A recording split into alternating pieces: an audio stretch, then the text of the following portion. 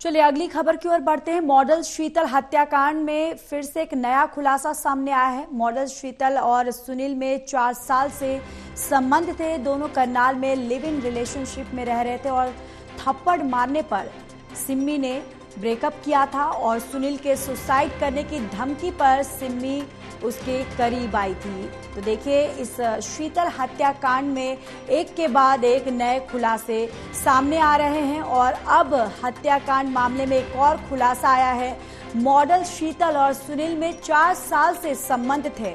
दोनों करनाल में live in में रह रहे थे और थप्पड़ मारने पर सिम्मी ने ब्रेकअप किया था। सुनील के सुसाइड करने की धमकी भी सिम्मी आई थी, यानी कि धमकी देने के बाद जब सिम्मी ने धमकी मिली थी उसके बाद वो करीब आई थी, यानी कि सुनील के सुसाइड करने की धमकी पर सिम्मी करीब आई थी। ये बड़ी जानकारी।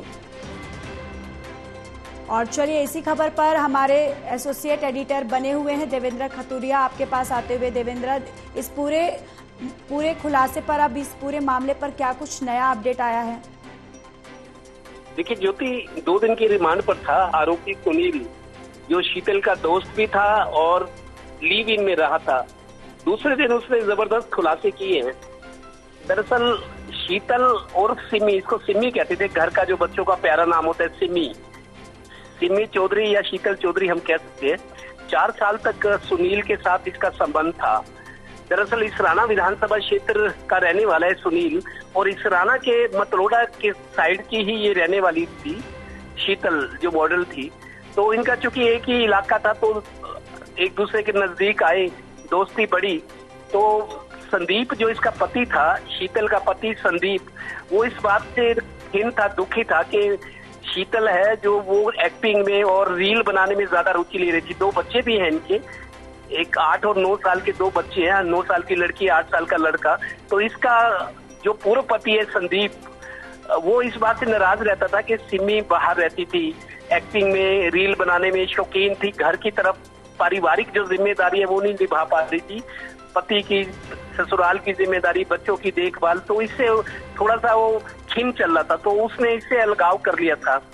तो ये भी खबर आई है कि अपने पति संदीप की कुछ जमीन बेचकर जो पैसा मिला था उसने अपने बॉयफ्रेंड सुनील को दिया था। उस पैसे से इसने करनाल में एक होटल खोला था करीब 1.5 करोड़ की लागत से। तो इनके 4 साल तक संबंध थे। करनाल में दोनों लिव इन में भी रहे हैं।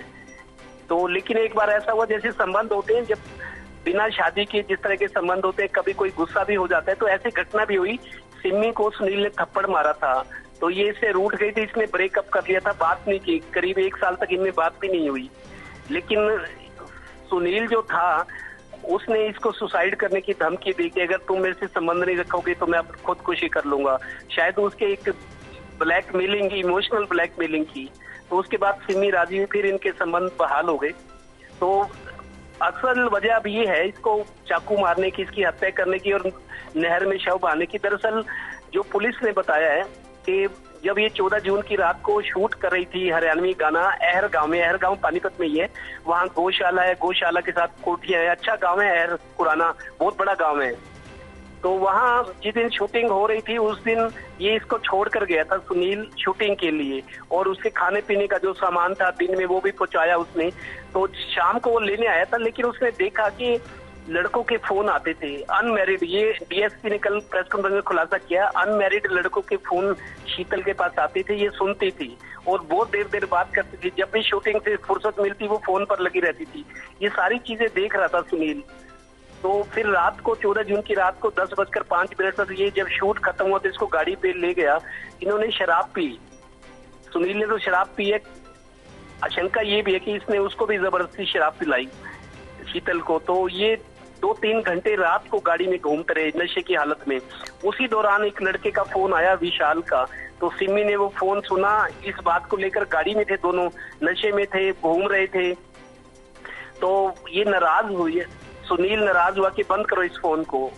उसने जबरदस्ती फोन बंद कराया। जब वो जा रहे थे तो फिर एक बार फोन आया, एक बार फिर फोन आया, फिर वो फोन पे बात करने लगी। इसी बात से वो गुस्सा आ गया, बहुत गुस्सा आया उसको। उसने डैशबोर्ड में एक चाकू रखा हुआ था, लगता है प्री प्लानिंग थी, शायद उसके मन में था कि अगर ये मेरा कहना नहीं मानेगी या आप जिस तरह की हरकत करे कि जो उकसाने वाली है तो मैं इसका कत्ल करूंगा। तो डैशबोर्ड में चाकू भी था उसके। तो जब ये दूसरी बार किसी का फोन आया रात के टाइम और ये सुनने लगी गाड़ी में बैठकर उसके सामने, तो उसने फिर रास्ते में गाड़ी रोककर इसके गर्दन पे चाकू से वार की, गर्दन की नसें काट दी। और फिर उसने ये सोचा कि अब इसका डिस्पोज ऑफ कैसे करूं, पुलिस से कैसे बचा जाए, लोगों से कैसे बचा जाए। तो उसने गाड़ी नहर में गिराई थी, पानीपत में, जो नहर दिल्ली की तरफ जाती है पानी लेकर। क्योंकि पानी ज्यादा नहीं था, क्योंकि आजकल बारिश नहीं है, बारिश के टाइम तो फ्लो तेज होता है क्योंकि पहाड़ों का पानी नहर में आता है। तो लेकिन थोड़ा पानी था, तो इसको पता था, डीएसपी ने ये भी बताया कि इसको अच्छी तरह तैरना आता है, तैरने में परफेक्ट है। तो इसको ये उम्मीद थी कि मैं निकल आऊंगा। इसने हादसा दिखाने की कोशिश की, गाड़ी को नहर में गिरा दिया और आप तो निकल आया। और फिर 112 नंबर पे कॉल हुई, लेकिन हो सकता है इसने गाड़ी खोल के खिड़की, चक्कू तो इसको मारा ही हुआ था। शायद ये भी बातें आ रही कि तब तक इसकी सांस चल रही थी।